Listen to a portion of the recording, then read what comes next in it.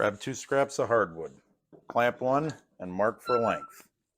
I'm using this flooring because it has a groove that sits nice on the jaw. Chop them to length. A quick sand. Counterbore some holes.